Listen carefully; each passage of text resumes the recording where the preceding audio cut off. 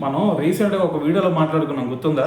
ఏంది, ఇప్పటి నుంచి ఎవరైనా సరే తిరుమల తిరుపతి దేవస్థానానికి ఏ రాజకీయ నాయకుడు వెళ్ళినా సరే వాళ్ళు జస్ట్ అక్కడికి వెళ్ళి దేవుణ్ణి దర్శించుకొని బయటకు రావడం వాడికి, అంతేగాని అక్కడికి వెళ్ళి రాజకీయపరమైన అంశాల గురించి మాట్లాడటం, లేదు అంటే ప్రతిపక్షాలని, లేదంటే ఎవరైతే రూలింగ్లో ఉన్నారో వాళ్ళని విమర్శించడాలు ఇటువంటి కనుక చేశారు అంటే అక్కడ టీటీడీ ఈసారి నుంచి మరి స్ట్రిక్ట్ యాక్షన్స్ తీసుకోబోతుందని చెప్పేసి మన వీడియోలో మాట్లాడుకున్నాం. అయితే రీసెంట్గా చూసుకుంటే నిన్నగాక మొన్నే వైఎస్ జగన్మోహన్ రెడ్డి గారి మేనమామ అయిన రవీంద్రనాథ్ రెడ్డి గారు అక్కడికి వెళ్ళి దేవుడిని దర్శించుకున్న తర్వాత బయటకు వచ్చిన తర్వాత టీడీపీ గురించి అదేవిధంగా కొన్ని రాజకీయ ప్రస్తావన అయితే తీసుకురావడం జరిగిందనమాట. అయితే దీన్ని క్షుణ్ణంగా పరిశీలించినటువంటి విజిలెన్స్ ఆయన మీద అయితే 1 టౌన్లో కేసు నమోదు చేయడం జరిగింది. సో ప్రస్తుతం చూసుకుంటే ఆయన మీద 1 టౌన్లో కేసు అయితే నమోదైందనమాట. అయితే మరి ఎందుకు భయ ఈ టీటీడీ ఈ డెసిషన్ తీసుకుందంటే ఖచ్చితంగా తీసుకొని తీరాల్సిందే. ఇప్పుడు తిరుమల తిరుపతి దేవస్థానం అంటే ఎటువంటి పుణ్యక్షేత్రం మనందరూ తెలుసు.